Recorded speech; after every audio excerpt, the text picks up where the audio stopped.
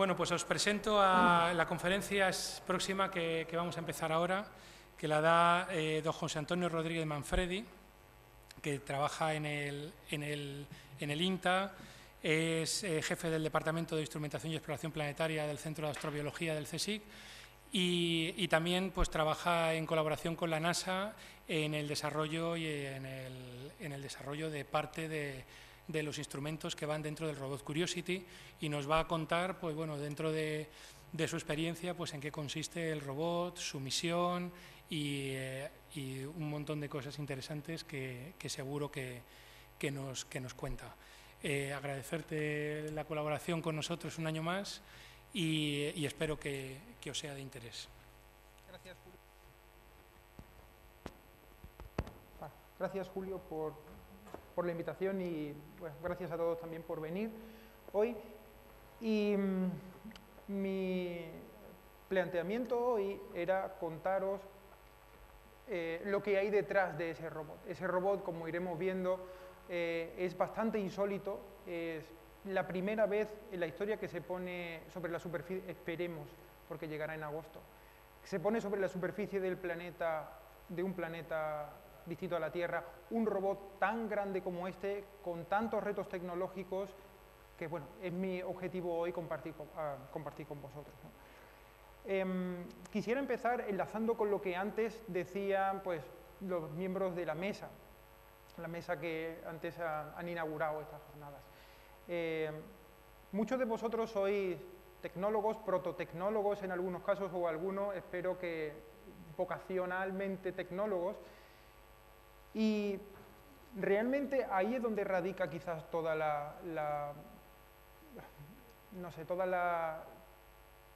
el futuro de todo este sector, del sector espacial. No solo vosotros sois aficionados a la tecnología, estamos aquí ahora en la semana o en la jornada de la robótica, pero también en este tipo de robots, que se plantean con un objetivo científico, ahora comentaremos algunas cosas ahí. No solo tiene cabida el tecnólogo desde el punto de vista de la robótica o desde el punto de vista de la informática. En este tipo de robot, en el robot Curiosity, tienen cabida ingenieros mecánicos, por ejemplo.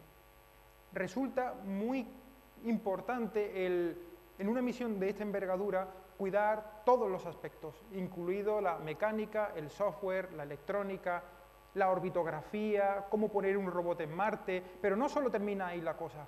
Cuando nosotros nos planteamos hacer un robot de estas características, indudablemente toda la robótica tiene un sentido. En raras ocasiones nosotros hacemos algo por el hecho de hacerlo para ver si somos capaces. En este caso en concreto me refiero a la exploración planetaria, existe un porqué. Nosotros nos planteamos el colocar sobre la superficie del planeta este vehículo de casi 1000 kilos por una razón. Esa razón es científica. Con lo cual, además de todos los tecnólogos, de todos los ingenieros que pueden y que tienen cabida dentro de una misión como esta, también hay un espacio bastante grande y bastante importante a ocupar por todos esos científicos que, digamos, justificarían el hecho de ir a Marte, dónde ir en Marte, qué hacer cuando estemos en Marte, en fin, todo ese tipo de situaciones. En resumen, este tipo de misiones es el ejemplo de la colaboración estrecha de todas las disciplinas clásicas: físicos, biólogos, geólogos, ingenieros de todo tipo, mecánicos, electrónicos, de software, en resumen, de casi todas las disciplinas científicas. De manera que, aunque los que estemos aquí seamos más bien astrónomos, por supuesto, más bien de la parte tecnológica, si por la razón que sea alguno de vosotros también pues, se plantea el hecho de estudiar alguna carrera más bien de las disciplinas clásicas, físicas o geología, también tendría cabida dentro de una misión como esta. Os lo planteo en esos términos pues porque, bueno, no sé, la exploración espacial me gustaría plantearla como un terreno de oportunidades para todo el mundo. Y en ese sentido, no voy a entrar en detalles porque no es quizás el objeto. Bueno, si en algún momento tenéis alguna duda, no esperad hasta el final. Interrumpidme y salimos quiero decir, os respondo, si puedo, a vuestras preguntas en cualquier momento. Me gustaría también empezar contando muy brevemente qué es lo que nos lleva a ir a Marte. ¿Por qué?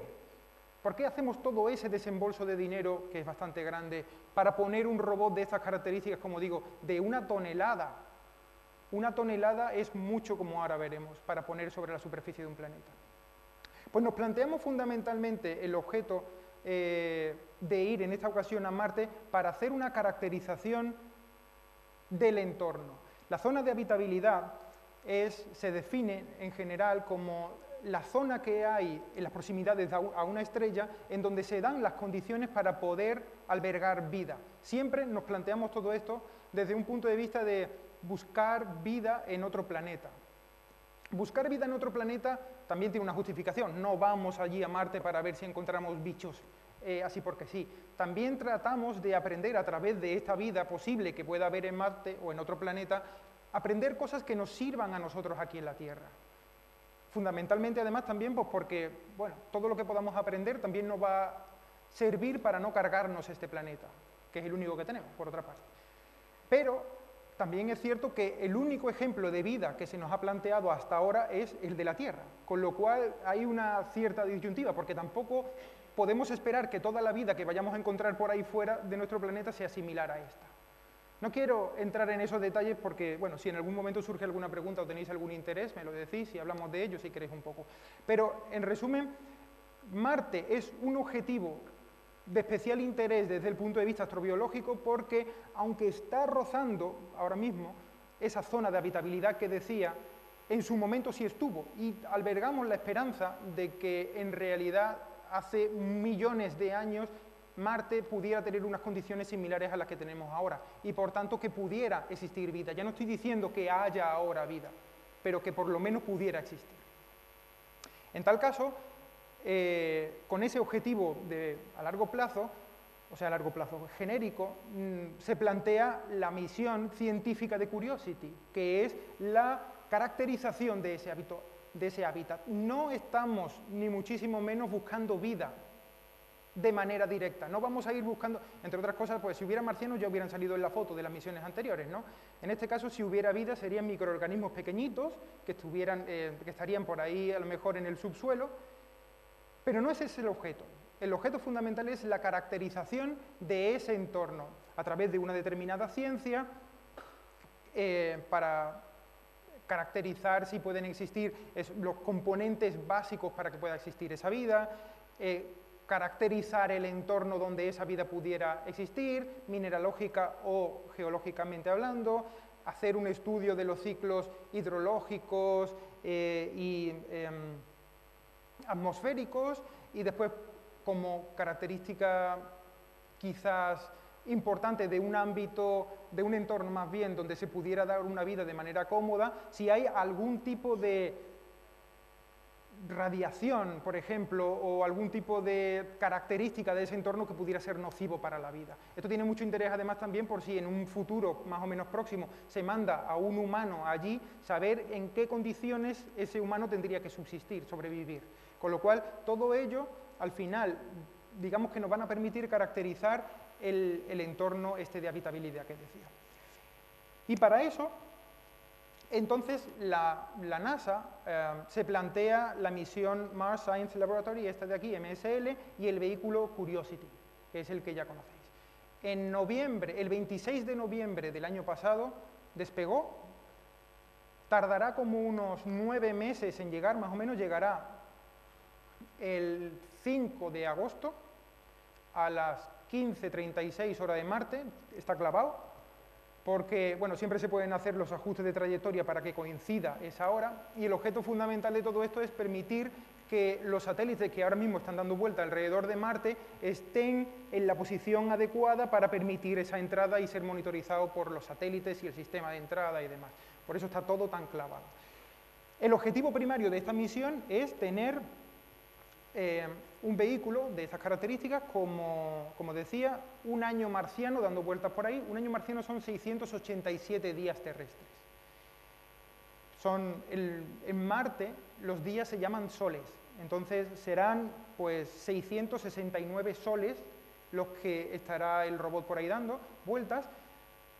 Más o menos se espera que, si no hay ningún problema, durante ese año marciano recorra como unos 20 kilómetros más o menos, quizás os parezca poco, pero teniendo en cuenta toda la ciencia y todas las cosas que queremos que haga, quizás sea demasiado poco. Deciros además también que, por ejemplo, este vehículo tiene una velocidad máxima de 4 centímetros por segundo, más o menos. Tampoco es mucho, pero tened en cuenta la dificultad que implica todo esto. Y también tiene un modo de funcionamiento automático en el que el operador de tierra le dice: vete a tal sitio, tú verás, vete a tal sitio. Entonces él, el robot, tiene que ir tomando fotos, midiendo con todos los sistemas que tiene, viendo cuáles son los peligros, evitándolo, evitación de obstáculos tradicional, que vosotros todos tendréis mucha experiencia en ello seguro, y en tal caso la velocidad máxima del robot son en torno a los 2 centímetros por segundo más o menos, quizás algo menos. Tened en cuenta una cosa, tened en cuenta que a lo mejor ya incluso os habréis enfrentado, los que de vosotros hayáis participado en el desarrollo de robots y demás, ya seguro que os habréis planteado este tipo de dificultades. Dependiendo de las posiciones orbitales entre la Tierra y Marte, la transferencia de información entre un planeta y otro tarda del orden de 8 a 21 minutos. Si está más cerca, la luz tardaría 8 minutos en llegar, y si está lo más alejado posible, tardaría 21 minutos en llegar. Suponiendo que estuviéramos transmitiendo directamente los comandos y el otro transmitiera la información de los sensores para Tierra. Imaginaos lo que puede significar el hecho de: estamos en un entorno, muévete 1 metro hacia adelante, 21 minutos, el robot se mueve, recibe, o sea, recoge toda la información, las cámaras, los datos que tenga que ser, lo manda para Tierra, 21 minutos, el operador de tierra, el conductor, analiza, muévete ahora para allá, 21 minutos, o sea, eso puede ser eterno, literalmente. Pero además también nos planteamos la dificultad de que en realidad no siempre hay comunicación directa, porque el Marte va rotando y la Tierra va rotando. Con lo cual, el esquema de trabajo no puede ser así. El esquema de trabajo actual de este tipo de vehículos, que es similar al de los otros anteriores que hemos estado utilizando en la superficie de Marte, hace que las comunicaciones con el sistema se hagan una vez al día. Se descargan, o en realidad hay 2 satélites, con lo cual se pueden utilizar 2, pero como manera, digámoslo así, primaria, hay solo una oportunidad para comunicarle todos los datos. De manera que, digamos, en un ciclo diario, pues sería: recibo los datos de Marte, de todos los instrumentos, de todos los sensores, de todo. Analizo, un equipo muy nutrido de personas, ahora lo comentaremos, analiza todos esos datos, determina, pues bien, está muy bien, seguimos vivos, seguimos bien, no hay ningún sistema que falle, vamos a empezar a planear la misión, o sea, lo que queremos, las actividades que queremos hacer para el día siguiente. Miles de reuniones, muchas reuniones, que si el sistema, los ingenieros térmicos analizando sus sistemas, los ingenieros de software, los de comunicaciones, muchas reuniones, al cabo de las 8 horas, más o menos o así, se determina qué es lo que se quiere hacer al día siguiente y se radia para Marte. Y el robot, durante todo ese tiempo, hasta el siguiente pase, irá haciendo toda esa secuencia de actividades que se vaya planificando. Ese es el esquema de trabajo habitual. Pero es que además la dificultad radica en que, como hay tantos instrumentos, y hay tantos sistemas, y es tan complejo el sistema, cada día las personas que intervienen en esta secuencia que os estoy contando son del orden de 300 personas, todos los días, con lo cual es muy crítico el que haya una secuencia muy precisa de reuniones, qué se espera de cada uno, dónde tienen que estar, en fin, si en algún momento alguno de esos eslabones falla, al día siguiente no se puede mandar la información, con lo cual una de las cosas quizás más críticas de todo esto es precisamente la coordinación de todo ello, ¿no?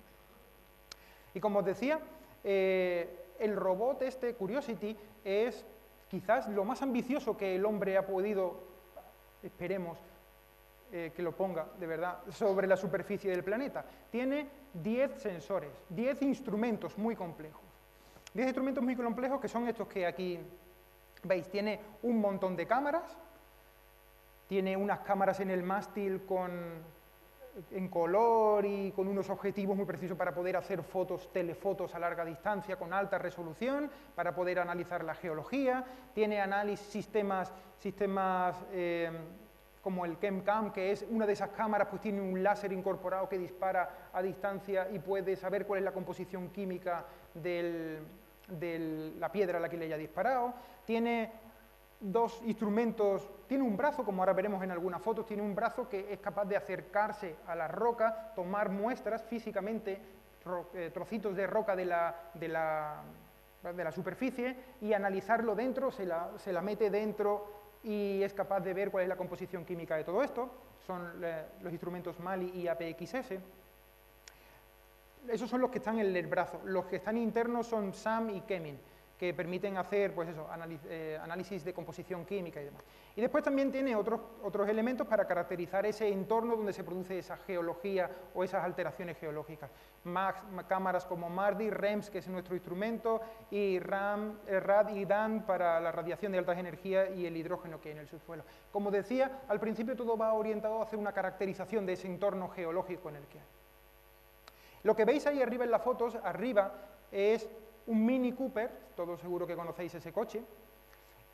Pues este vehículo es incluso más grande que un Mini Cooper. Lo que hay justo encima del Mini Cooper es la cofia de protección térmica que protege al sistema en la entrada en Marte, como ahora veremos. Y el coche cabe dentro, pues de manera sobrada, como veis. No sé si llegáis a ver, no porque está justo el foco este. Bueno, esto es una persona, o sea, quiero decir, la S es el tamaño de una persona en comparación con el diámetro del paracaídas que hará que el sistema se frene en la entrada en la superficie de Marte. No lo podéis ver, pero creedme, es realmente insólito de grande, puesto que yo creo que sería probablemente incluso más alto que la cúpula esta. La necesidad de este tipo de sistemas es, como ahora veremos, por distintas razones, pero una y fundamental es que la atmósfera de Marte es realmente tenue, es del orden de un 1% de la atmósfera terrestre. Y entre otras implicaciones, eso significa que, claro, como hay muy poco aire, para utilizar un paracaídas para que frene lo suficientemente y de manera adecuada el sistema en la entrada, tiene que ser inmensamente grande. Y eso, lógicamente, tiene implicaciones tecnológicas muchísimas, como, por ejemplo, que el paracaídas se abra. Si el paracaídas no se abra, pues imaginaos lo que podemos montar allí en el suelo, ¿no?, en la superficie. Lo que veis en la foto de en medio es el sistema, es una maqueta del sistema de entrada, el sistema de crucero y de entrada. Ahora lo iremos viendo un poco. El sistema ha sido todo lanzado, como decía, a finales de noviembre de este año pasado, por un Atlas V, un cohete que lo pone de camino a Marte, y durante esos 9 meses va en ese sistema que hay en medio, más o menos. Ese sistema que hay en medio tiene pues todo el soporte de comunicaciones, todo el soporte para mantener el estado térmico interior, tiene unos paneles solares, y como ahora veremos es el vehículo, es la plataforma que se utiliza en el viaje de camino a Marte, ¿no? Ahora lo veremos más detenidamente. Esto, un poco de publicidad, es el instrumento que nosotros hemos hecho. El instrumento que se ha hecho en España, y creo que por el que todos deberíamos estar orgullosos, porque es el primer instrumento español, instrumento científico completo español que se pone sobre la superficie de otro planeta. Lo que hacemos es medir, no es una estación meteorológica, en realidad es una estación medioambiental, porque además de medir los parámetros meteorológicos tradicionales, como por ejemplo el viento, en este caso a través de los dos booms estos, ¿veis el puntero? ¿Se llega a ver? Sí. Esto y este lado de aquí permiten medir la velocidad del viento tridimensionalmente, o sea, con un vector incluso, no solo la velocidad en la magnitud. También el sistema es capaz de medir la temperatura del aire en el infinito, la temperatura del suelo en las inmediaciones del robot por métodos infrarrojos, por la radiación infrarroja. Podemos medir también la presión y la humedad, y además también podemos medir la radiación ultravioleta que llega. Otra de las implicaciones que tiene el hecho de que la atmósfera de Marte sea tan tenue, aquí vosotros siempre os dicen seguro, cuando vayáis a la playa, poneos protección solar, porque la radiación solar llega a ser realmente nociva. Y eso que nosotros tenemos aquí una capa de atmósfera que hace como de gafa de sol. Marte, al tener la capa, esa atmósfera tan tenue, hace que apenas tenga esa gafa de sol. De manera que la radiación que incide sobre la superficie del planeta es capaz de achicharrar cualquier cosa en cuestión de segundos. Imaginad lo que eso puede significar para la electrónica. La presencia de, bueno, el entorno ese tan hostil. Los rayos gamma procedentes del Sol que no son filtrados por la atmósfera son capaces de quemar, de achicharrar literalmente la electrónica, cualquier memoria, cualquier ordenador de a bordo, cualquier lo que sea, en cuestión de segundos. Entonces, las implicaciones que tecnológicamente uno tiene que diseñar para poder evitar esa situación, aquí se avería cualquier cosa y pues coges el recambio, vas, lo sustituyes y ya está. En el caso de Marte no es trivial, como vosotros os imaginaríais. Con lo que cuesta este sistema, no podemos permitirnos que un fallo de esas características pueda arruinar toda la misión.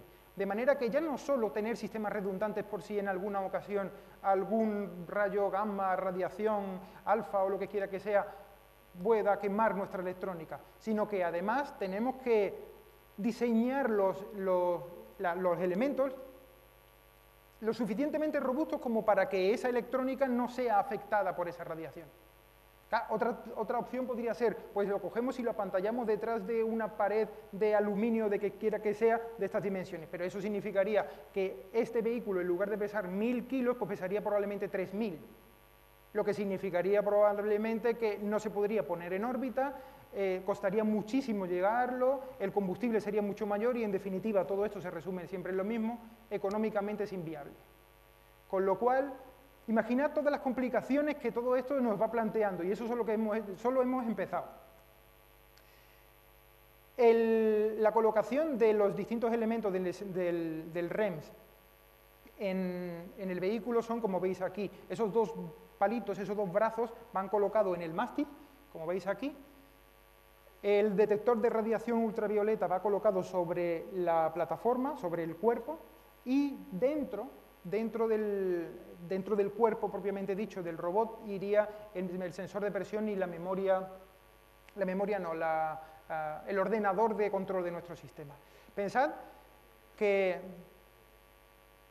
el ordenador de a bordo del Curiosity, ya no solo del nuestro, que es un 80C51, el ordenador de a bordo es una plataforma a 200 MHz, o sea, tampoco existe el último modelo de ordenador de máxima velocidad y máximas prestaciones que podáis encontrar en el mercado, tampoco está certificado para vuelo. Se llama certificado para vuelo cuando ha pasado unas determinadas pruebas y sabemos que un entorno tan hostil como puede ser, por ejemplo, ese de radiación o de la temperatura o en fin, todas las prestaciones están garantizadas para ese tipo de entornos. Entonces, no todos los elementos comerciales que podéis encontrar comercialmente en cualquier tienda están certificados para vuelo. Y esto tiene unas implicaciones económicas bastante importantes, porque se multiplica por 100 el valor de cualquier resistencia que podáis comprar aquí en la Tierra para poner en vuestro sistema. Comprar esa misma resistencia de ese mismo valor equivalente y características para vuelo puede ser 100 veces más caro. Imaginad lo que puede suponer el construir un sistema de estas características. No voy a entrar más en los valores, en la información que REMS va a proporcionar en el entorno científico que habíamos comentado anteriormente, pero sí me gustaría el que veáis, ¿veis bien la foto? Más o menos, ¿no? Cómo ha ido evolucionando la exploración espacial en los últimos años. Dos personas aquí, ¿se llega a ver bien? Sí, ¿no? Esto que hay aquí a los pies de las personas es el vehículo Sojourner que mandó la NASA a finales de los años 90, en 1996. Era un cacharrito así de estas características. Hoy en día, comparado con cualquiera de los juguetes que encontremos en el Carrefour o con cualquiera de los sistemas que vosotros podéis hacer, este no tiene nada que hacer. O sea, se lo lleva de calle cualquier juguete del Carrefour o vuestro. Pero era la primera vez que se ponía un sistema pseudo-inteligente sobre la superficie de un planeta. Básicamente lo que se hacía en aquella ocasión era, tenían unas cuantas cámaras el sistema, había una estación base, tomaban un montón de fotos y en base a esas fotos se reconstruía en cartón piedra un escenario similar en tierra, en Pasadena, en California. De manera que cuando se quería mover el cacharro en una dirección u otra, pues lo que se hacía era primero se comprobaba en los modelos reales. La inteligencia de este sistema era realmente escasa, pero ya empezaba a hacer cositas por sí solo. Lo más que se pudo alejar de la estación base fueron unas decenas de metros, 9 o 10 metros. El que se ve a la espalda de las personas, este de aquí, es los dos que ahora mismo estaban en Marte. Bueno, uno ya está, el pobrecillo, retirado, en cambio el otro ahora mismo está en un sistema de hibernación, esperando que pasen las peores condiciones, pero tiene posibilidad de volver a lanzarse. Son los MER, el Spirit y el Opportunity, que seguro que lo habéis oído en alguna ocasión, ¿verdad? Estos son estos dos que están aquí atrás. Pues fijaos en comparación con el cacharro que vamos a poner sobre la superficie de Marte ahora. Comparativamente con la altura de una persona, o sea, el vehículo es muchísimo más grande en anchura y en largo que un Mini Cooper, el vehículo este que habíamos visto, pero es que de alto todavía es muchísimo más grande, y eso que aún no habéis visto cómo es el brazo. Cuando el brazo ese se extiende para coger muestras, es realmente terrorífico, es que da miedo ponerse cerca. Es que es una bola así de grande que se aleja como casi 2 metros del cuerpo. Cuando el sistema se pone así de manera amenazante, da miedo ponerse. Ahí veis algunas dimensiones. La distancia que hay al suelo son 0,66 metros desde la parte de abajo, desde la barriga, y la altura máxima son 2,2 metros. Esto es una foto del sistema cuando estaba siendo probado. Y aquí veis, no sé si se llega a ver bien las dimensiones de la cabeza y la altura en comparación. Y eso no está erguido, está simplemente así, con el codo doblado. Es realmente terrorífico. Lógicamente, ya no solo los instrumentos se van probando, los sensores, los distintos subsistemas, el ordenador, de manera independiente, sino que cuando ya se va acercando la fase final del desarrollo, todos esos instrumentos, todos esos sensores y sistemas se van poniendo todos juntos y hay que hacer pruebas de conjunto. Pruebas como, por ejemplo, saber si todos los sistemas, lógicamente, van a aguantar las vibraciones del despegue. En el despegue, cuando el sistema... el cohete está lanzándose, pues hay un montón de vibraciones y no se puede aflojar ningún tornillo, como me imaginaréis, pero además es que tampoco puede dejar de funcionar porque se salga algún componente de algún zócalo. En este caso no hay zócalos, todos los componentes están soldados, por ejemplo. Y ya no solo soldados, sino que además también hay un recubrimiento, unos barnices para evitar todo ese tipo de desplazamientos. Y luego además también lo metemos en unas cámaras inmensas para poder aplicarle los ciclados térmicos típicos que va a sufrir en Marte, para comprobar que el sistema funciona y que no se va a estropear. Una vez que se hace esto, empieza a integrarse, el sistema va plegado, no puede ir, lógicamente, en las condiciones en las que luego deambulará por Marte. El sistema va todo así, todo recogido, las ruedas van plegadas, el mástil también va plegado, todo es muy, muy, muy compacto y eso va ensamblado dentro de lo que veis ahí arriba, que es esa grúa que Julio mencionaba antes que vais a probar por aquí, ¿no? A lo largo de todos estos días. Esa es la grúa con la que el sistema se desplegará, como ahora luego veremos. Todo ese sistema, todo compacto, va metido dentro de esa cofia que os decía, es la que estaba antes cubriendo el Mini Cooper, es esa cosa blanca de ahí, y veis cómo el robot está encajado dentro. Y lo de debajo, amarillo, que parece aquí una tarta de manzana, ese es el recubrimiento de cerámica que impedirá que el sistema se achicharre en la entrada, como ahora veremos. ¿Y dónde vamos a ir en Marte? Porque la complicación de todo esto no ha terminado aquí. Nosotros queremos ir a Marte, pero no queremos ir a cualquier sitio. Se ha decidido, después de un proceso muy, muy largo y muy tedioso, se ha decidido que finalmente queremos ir a un sitio en concreto. Ese cráter que veis ahí es el cráter Gale, que se llama. Está aquí, en el ecuador más o menos, ¿veis?, del planeta. Todos esos puntitos amarillos y blancos son donde han aterrizado las otras naves anteriores, las otras misiones anteriores, y las implicaciones que tiene esto es importante, porque el aterrizar en un sitio o en otro hace que la temperatura sea una u otra. Este proyecto se pospuso durante 2 años porque No lo he dicho al principio y quizás hubiera sido interesante que lo mencionara. Las condiciones del planeta Marte no es solo por el hecho de tener una gravedad tan tenue como la que tenía y una atenuación tan tenue. También la temperatura media del planeta es en torno a menos 60 o menos 70 a lo largo del año. Eso significa que en el invierno puede llegar a menos 140 más o menos. Y en el verano, como muy cálido, pues puede estar en torno a 20, 10 grados. De manera que, imaginad un cacharro como este, que está pensado para funcionar durante 2 años, la temperatura que tiene que sufrir. Temperatura que tiene que sufrir me refiero a, por ejemplo, los motores. Los motores están expuestos. Los motores de las ruedas, quiero decir, están expuestos. Los lubricantes de las ruedas no se pueden cristalizar, no se pueden hacer sólidos porque entonces no nos podemos mover. Entonces, si queremos que funcione durante estos 2 años terrestres o este año marciano, tenemos que, mecánicamente, los motores tienen que ser muy específicos y muy diseñados a conciencia para que soporten esas temperaturas, los lubricantes no se pueden cristalizar, en fin, todo eso supuso un problema muy grande que hizo que el proyecto se tuviera que posponer durante 2 años. El hecho de que vaya aquí a Gale, que está más o menos en el Ecuador, hace que las temperaturas sean ligeramente más cómodas. Pero vamos, eso no quita para que al final no tengamos 140 o 130. A lo mejor lo tendremos durante menos parte del año, pero aún así las condiciones son muy duras y muy severas, ¿no? Y el lugar deseado es fundamentalmente ese cráter porque es una manera cómoda, entre comillas, de poder acceder a toda la historia geológica del planeta sin tener que hacer un agujero. El agujero ya está hecho. O sea, ese cráter se formó porque hace yo que sé cuántos miles de millones de años un meteorito impactó sobre la superficie del planeta e hizo ese cráter. Ese cráter, al final, eso es un agujero, básicamente, hay un agujero ahí, en donde en las paredes podemos ver cuáles son las estratificaciones, cuáles son la historia geológica de los últimos cientos de millones de años. Y está ahí, no tenemos que hacer un agujero, ya estamos accediendo a ella.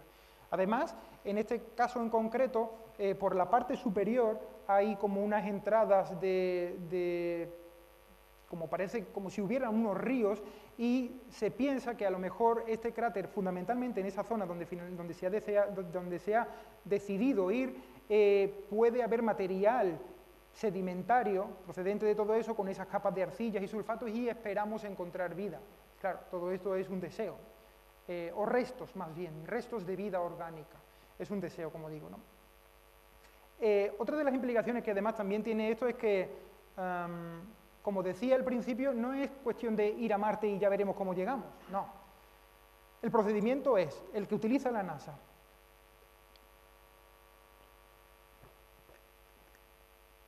Hay distintos planteamientos que se suelen utilizar por las distintas agencias espaciales. Uno es el cohete saca de la Tierra, ¿no?, físicamente, al vehículo que quieras poner en órbita, ya sea un orbitador, o sea un lander como este, o un rover, lo que quiera que sea, y lo pone en una órbita de parking, que se llama, ¿no?, dando vuelta alrededor de la Tierra.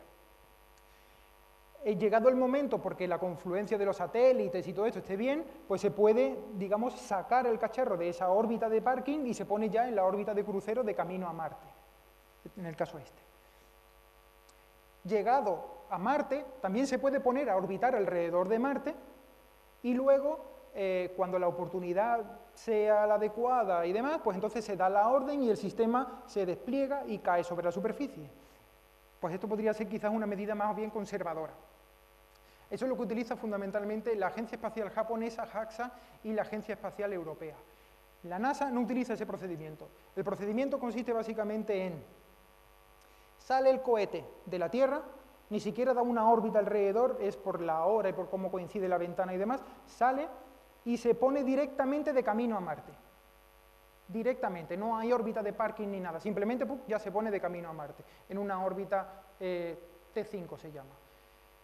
Y cuando se va encontrando con Marte, no se pone a orbitar alrededor de Marte, sino directamente incide directamente y aterriza.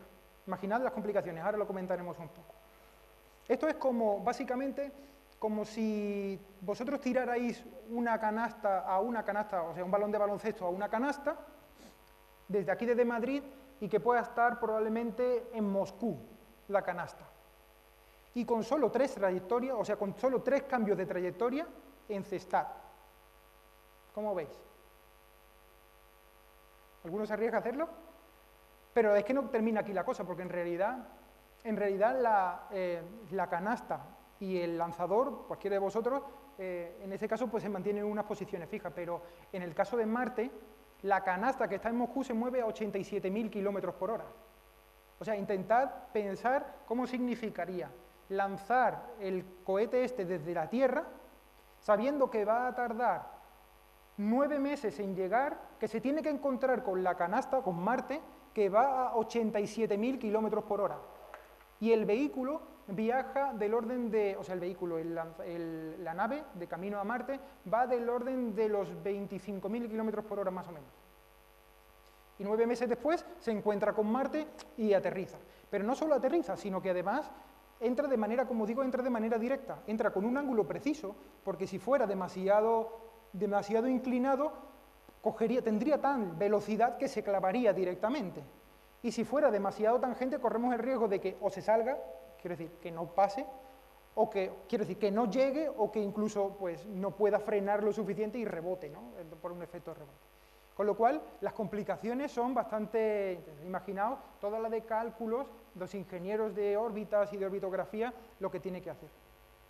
Y en realidad, todo el proceso este de entrar en la superficie, básicamente la fase de crucero termina 45 días antes de que se produzca esta entrada.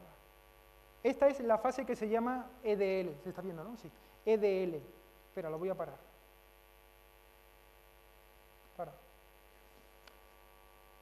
A la velocidad en la que se produce esta entrada son a 20.000 kilómetros por hora. 20.000 kilómetros por hora y se tiene que quedar en menos de 7 minutos a 1 metro por segundo como mucho. Pero no aterrizando sobre la superficie, sino quedándose literalmente colgado en el aire. El planteamiento es, como digo, va volando desde Marte, se encuentra con Marte, entra por el polo norte con un ángulo preciso y adecuado.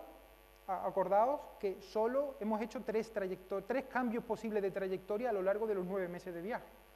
Hay en realidad 5 posibilidades, pero 5 posibilidades de cambio de maniobra, pero las 2, digamos, de backup no se espera utilizarlas. Pero entonces, entra y lo primero que se produce es un aerofreno. Directamente, al adoptar esa posición así, con la tarta de manzana, con el recubrimiento de tarta de manzana ese que os decía antes, empieza a entrar y empieza así ligeramente a frenarse, insisto. Esto dura 6,6 minutos, de hecho. Entonces empieza a calentarse, como os podéis imaginar, y puede alcanzar una temperatura de unos 6.000 grados en el exterior de la coraza cerámica. 6.000 grados. 20.000 kilómetros por hora. Una vez que ya ha frenado un poco a Mach 2,5 o así, cuando ya el sistema lógicamente tiene que compensar en no girarse o cualquier cosa. Una vez que ya ha frenado lo suficiente, salta el paracaídas,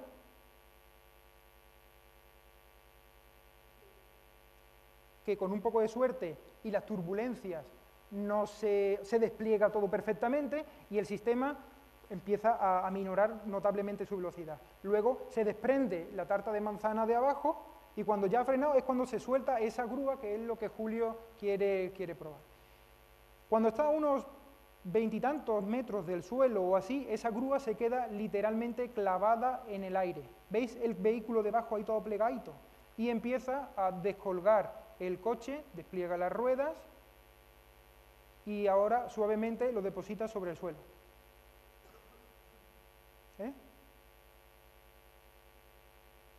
7 minutos. Lo deposita suavemente sobre el suelo, con las cargas pirotécnicas se cortan las cuerdas. Ay, no le he dado el volumen. Y se aleja la grúa, se aleja para no caer encima del vehículo. Y me estaría bueno que encima de aterrizar bien, ahora después se caiga la grúa encima. Entonces se aleja y eso se deposita. Y ahora empieza ya la operación. Lo primero que se hace es hacer una comprobación de todos los sistemas. Todo está bien, las baterías que se cargan por unos generadores de radioisótopos están todo perfectamente, en fin, pues, hemos aterrizado derecho. Al principio, imaginad, vosotros estamos viendo todo esto aquí, pero desde Marte no hay una cámara donde se vaya cogiendo todo eso. Toda la información del estado del instrumento, del estado de todo el sistema, se va, digamos, enviando a Tierra poco a poco me refiero porque tampoco al principio la alineación de los satélites no es muy adecuada y no hay mucho ancho de banda, pero se sabe en qué condiciones y hacia dónde estamos mirando, con algunas fotos y demás. Y luego empiezan a hacerse lo que se llaman los health check, los chequeos de salud de cada uno de los subsistemas. El brazo, el mástil, perdón, se despliega con todas las cámaras y entonces ya, digamos, empezaría una primera fase en donde lo primero es caracterizar el entorno en el que estamos, el entorno marciano, por muchas pruebas que hayamos hecho los instrumentos, por muchas cámaras y por muchas historias que hayamos hecho aquí en Tierra, hasta que no lleguemos a Marte, no vamos a tener la información de verdad. Entonces los primeros días al final consiste en aprender de dónde hemos caído, dónde estamos, y luego a partir de ahí empezamos ya a planificar qué es lo que queremos hacer y demás, y hacer la ciencia, ¿no? Pero como os acordáis lo que yo decía antes, de que dependiendo de las posiciones orbitales se podían, y la velocidad de la luz podía tardar desde 8 a 21 minutos. En este caso en concreto, las posiciones orbitales no son tan dispares, de manera que la transferencia de información tarda 14 minutos en llegar. La velocidad de la luz en ese momento tardaría 14 minutos en llegar a la Tierra. Pero claro, si todo esto tarda 7 minutos en aterrizar, y tarda la luz 14 minutos, pues ya me diréis cómo lo hacemos si no es de manera automática, que es lo peor. O sea, desde aquí, desde la Tierra, los operadores que estemos en ese momento mirando que todo va bien, estaremos viendo algo que ya ha pasado.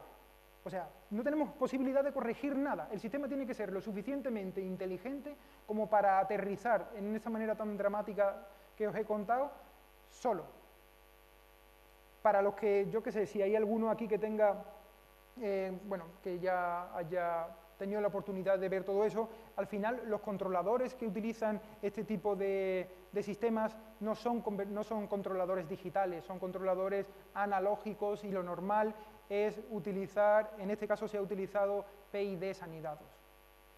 No hay tiempo para mucho, todo transcurre muy rápido y no estoy contando muchísimos detalles pues porque me podría llevar aquí horas contando los detalles de todo eso, pero todo el sistema es automático y con los radares va determinando primero si tiene velocidad horizontal porque está entrando demasiado doblado, de manera que los cohetes de un lado empiezan a, digamos, ejercer más fuerza que otros para tratar de compensar la fuerza.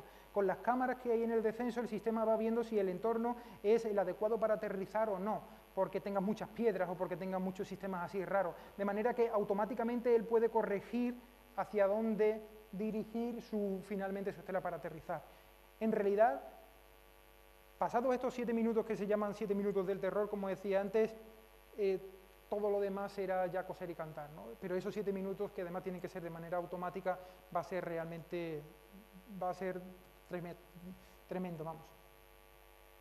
Y una vez que ya estamos sobre la superficie de Marte, la operación, básicamente por organizarlo de una manera cómoda, se descompone en distintas fases. Pero vamos, es básicamente como cualquier geólogo, por ejemplo, o biólogo haría aquí en el campo. Primero pues voy caminando hacia una zona donde más o menos parezca que pueda ser interesante, es lo que se llama la fase de travesía.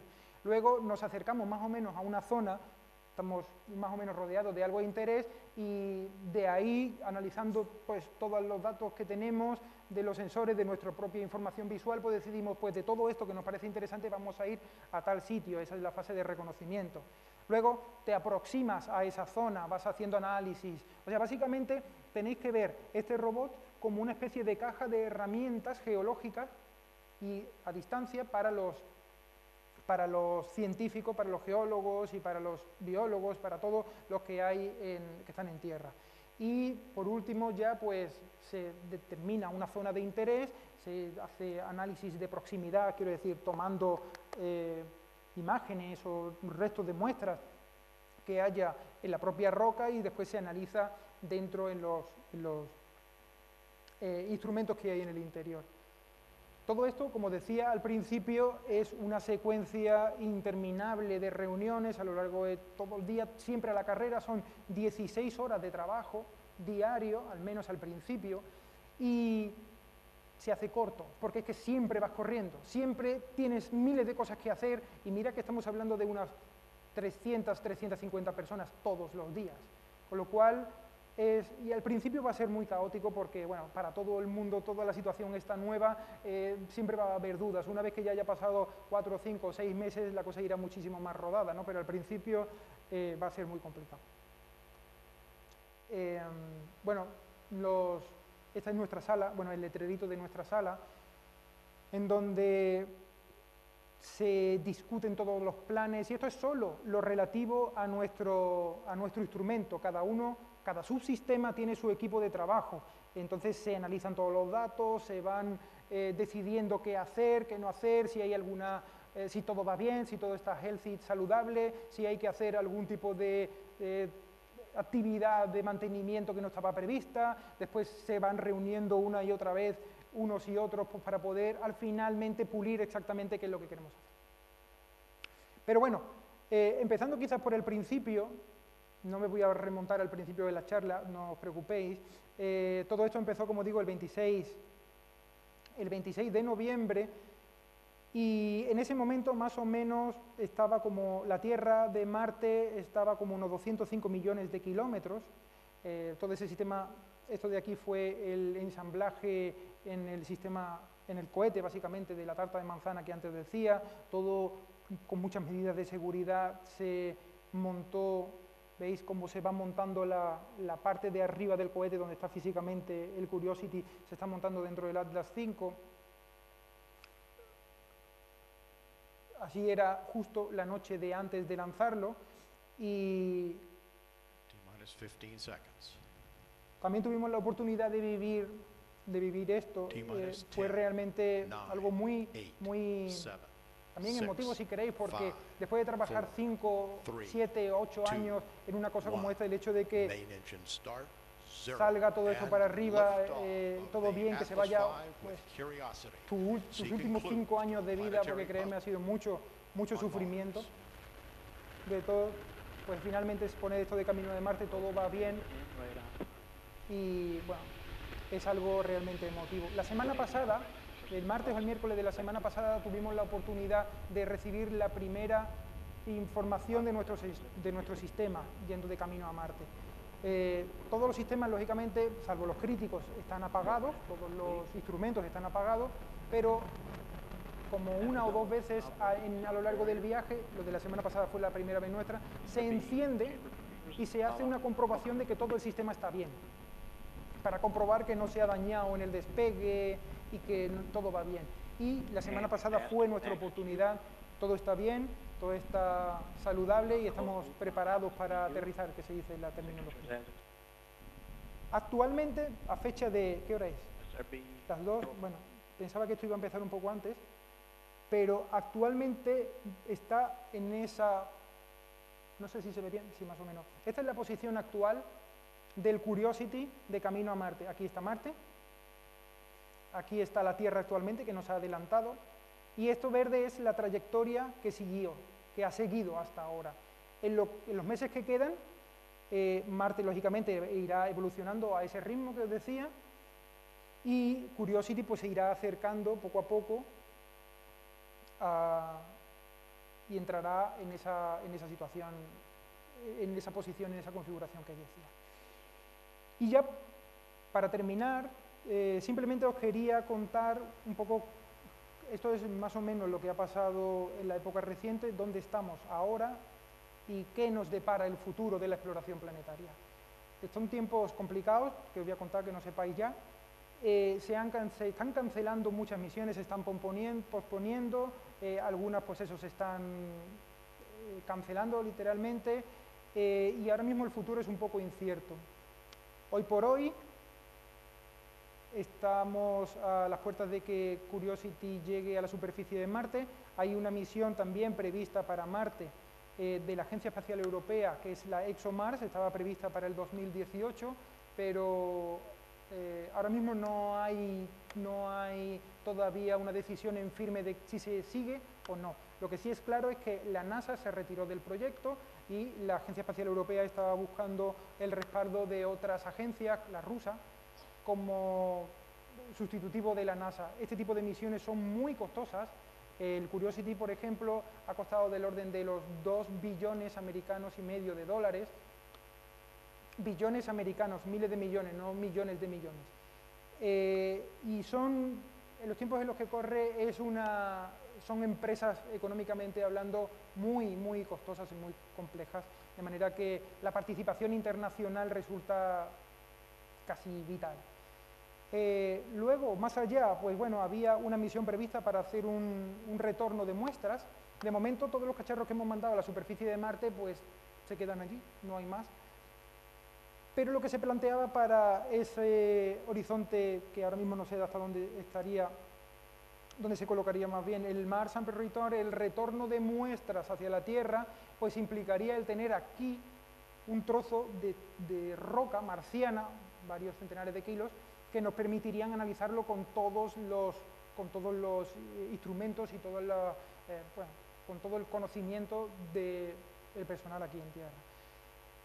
¿Para cuándo se dejaría? Porque, bueno, si esto ya es incierto, ya ni siquiera he querido poner lo de un hombre en la superficie de Marte. Bueno, pues no sé, a lo mejor los más pequeños de aquí todavía podrían optar a ser un astronauta en Marte. Todo eso tiene muchísimo riesgo, como podéis imaginar. Ya no se trata de vamos a lanzar una misión que si todo va bien, perfecto, pero si se estrella en la superficie de Marte o revienta por el camino o lo que quiera que sea, pues no deja de ser una cantidad de dinero grande, pero no deja de ser una cantidad de dinero. Cuando hablamos de poner un hombre o mujer en la superficie de Marte, no podemos ni siquiera considerar una mínima posibilidad de riesgo. A pesar de que hay mucha gente que diría, no me importa, si me tengo que morir, yo me muero, pero quiero ser el astronauta, eso no es concebible. Desde la opinión pública no lo entendería. De manera que es preciso que haya todas las garantías para poner durante una misión en estas características, no iría a la velocidad que va esta, con lo cual tardaría mucho más en llegar a Marte, pero ya no solo poner en Marte a esa persona, sino con el soporte vital para que pueda sobrevivir durante todo el tiempo que esté en Marte y después traerlo para acá, con lo cual imaginad las complicaciones que todo eso tiene, ¿no? Entonces, pues al principio había unos planteamientos en torno al 2050, 2060 o así, pero en la situación actual puede que eso se vaya a posponer. Y ya simplemente por último hacer un listado, no voy a leer todos los nombres, pero nuestro equipo al menos, toda la gente que ha participado, o las más relevantes que han participado en el desarrollo del instrumento español REMS, son estas 51 personas que hay aquí, y sin ellos indudablemente esto no podría haber salido adelante. Y eso es lo que tenía para hoy para vosotros. Si tenéis alguna duda o queréis algún detalle más y os puedo responder, será un placer. Gracias.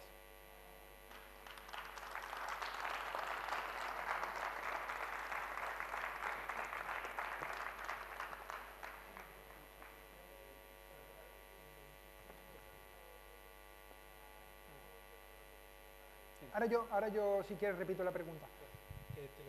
A ver, ya. Vale, nada, era para... Mientras tanto, me preguntaba si... Espera, que le paso el micro para que lo pregunte. Y así le escuchamos todos. Sí, que yo me preguntaba, ¿el REMS os lo propuso la NASA para que lo diseñarais o se lo propusisteis vosotros porque veíais que hacía falta o cómo fue? La misión, la NASA tenía la necesidad de desarrollar este tipo de instrumentación porque dentro del contexto geológico y biológico que antes comentaba era necesario, y las distintas relaciones que había entre nuestro centro y la NASA pues hicieron que nosotros pudiéramos proponer, o sea, existía esa necesidad y nosotros propusimos el instrumento. Y fue aceptado y lógicamente ya no solo científicamente, sino además con todos los avales económicos que te puedes imaginar. Entonces fue en parte por los dos lados, la necesidad por parte de la NASA y nuestra propuesta. ¿Alguna pregunta más? A la hora de concebir su participación, ¿le vienen impuestos unos condicionantes determinados de peso, dimensiones, consumo energético, o es viceversa? Ustedes plantean lo que hay y digamos, el proyecto general se va adaptando a cada una de las partes. ¿Cómo es el proceso? ¿Lo general condiciona el detalle o el detalle marca lo general? Es un proceso iterativo. Desde, digamos que empieza, cuando se hace un estudio de fase A, en la misión no se empieza directamente construyendo, lógicamente, nada, ninguno de los subsistemas.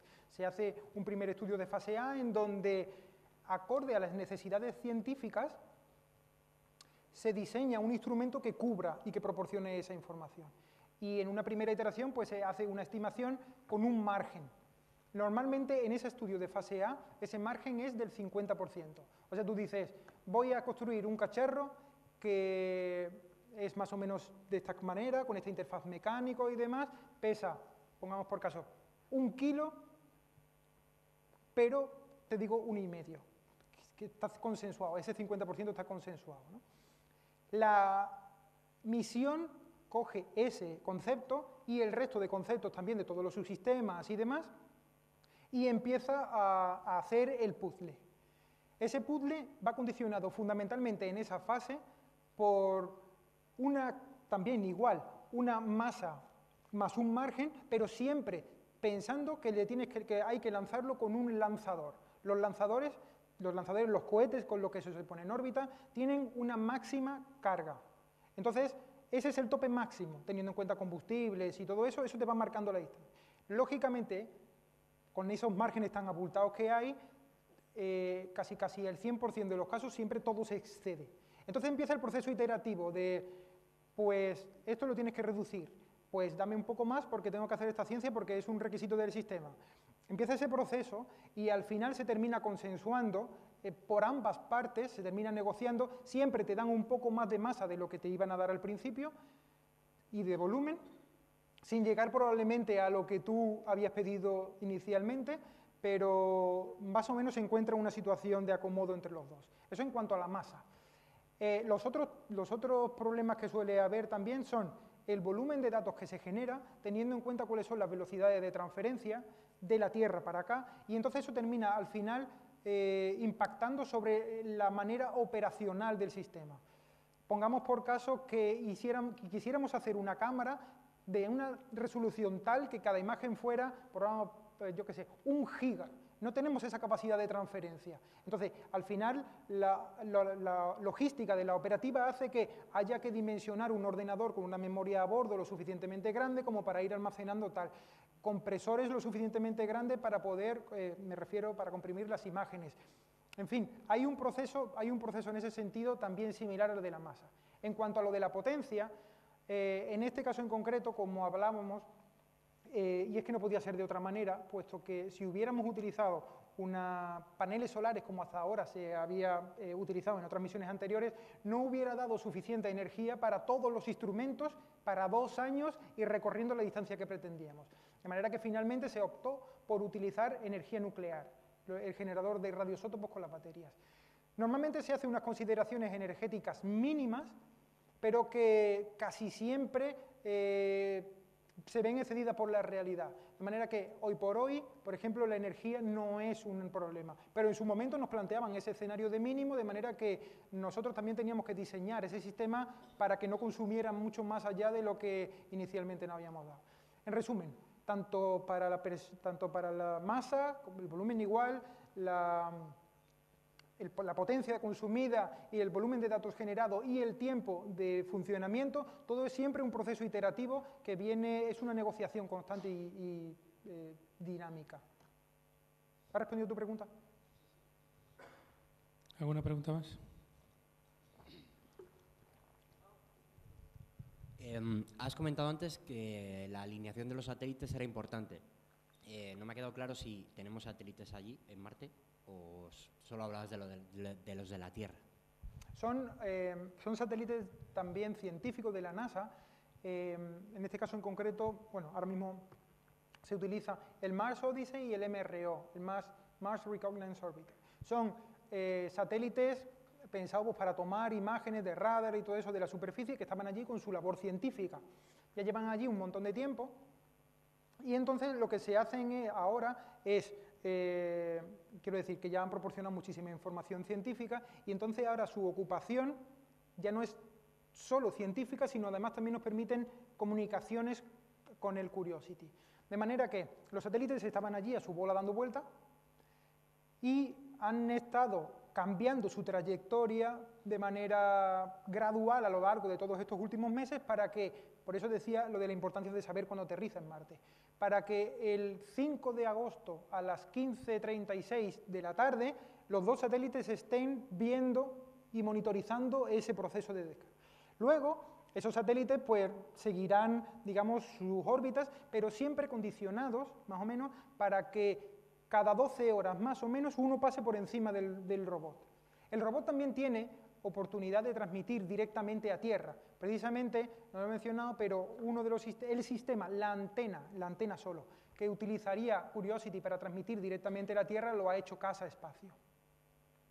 Entonces, tiene esa oportunidad, tiene la posibilidad de directamente transmitir, pero además también normalmente se hace a través de los pases de los satélites. Eso nos permitirá también el poder, imaginad que pues Marte esté en determinada configuración orbital, de manera que el Curiosity pues ese momento pues esté justo por ahí por detrás, entonces el utilizar los satélites nos permitirá comunicarnos con él a través de un relé, no comunicación directa. Pero aún así tendríamos potencia, quiero decir, tendríamos posibilidad de comunicarnos directamente. La red de espacio profundo, esos son dos satélites de la red de espacio profundo.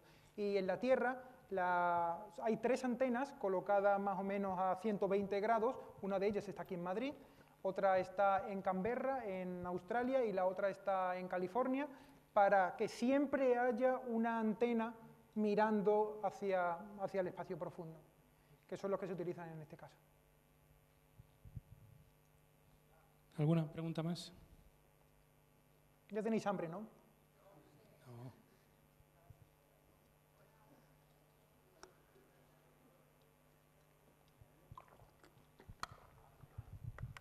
Hola. Hola. A ver, durante las 8 horas que estéis tomando decisiones para saber qué hace el robot, en esas 8 horas, ¿qué va a estar haciendo el robot? ¿Va a seguir su estrategia hasta el momento y luego la cambiáis radicalmente? ¿O entra en hibernación?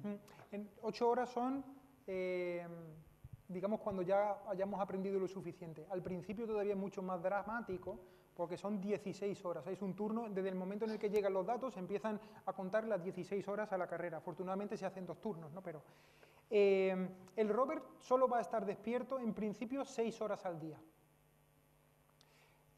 Se despierta cuando esté el satélite más o menos por arriba, ¿no? Para poderle transmitir toda la información y, recibir la información, y empieza a funcionar en base a lo que se le dijo el día anterior que hiciera. O sea, esto es una programación continua.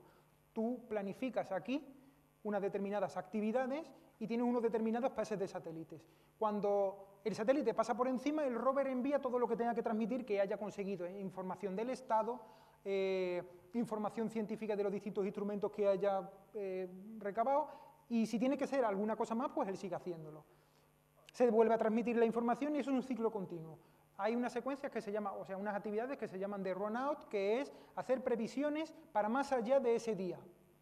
Supón, por ejemplo, que por la razón que sea hay una tormenta de polvo, en Marte, y no se puede transmitir la información ni en un sentido ni en otro, o pues justo cuando está la estación de California apuntando a la red de espacio profundo, pues ahí hay una tormenta de agua que impide las comunicaciones. No va a estar el robot esperando allí. Entonces, esas actividades de run-out es, yo te voy a programar este conjunto de actividades para el día siguiente y otras tantas por si acaso no sabes de mí en los siguientes días. De manera que el robot puede funcionar autónomamente hasta que vuelva a recibir otros datos. Esas actividades de run-out pues probablemente sean siempre pisadas, ¿no?, por la siguiente del día siguiente si todo va bien, pero de esa manera garantizamos que el robot no se queda parado. Y en resumen, pues eso, son 6 horas de actividades en base a lo que se le haya dicho que haga. Aunque hay algunos sistemas que funcionan de manera automática sin que el rover esté encendido, como por ejemplo nuestro sensor. Nuestro sensor es capaz de medir 24 horas, 5 minutos cada hora, como línea base de trabajo, 5 minutos cada hora durante toda la misión. Y no necesita que el rover esté encendido para eso. Cuando el rover esté encendido le dirá, y esto es lo que quiero que hagas para los días siguientes. Y él le dirá, pues esto es lo que yo he recibido, he medido durante todas estas horas atrás. Y hasta luego. ¿Has respondido tu pregunta? ¿Alguna pregunta más? Ya tienen hambre. ¿No hay más preguntas? Bueno, pues muchísimas gracias por la conferencia. Gracias a ti por invitarme. Le podemos dar un aplauso, si os parece.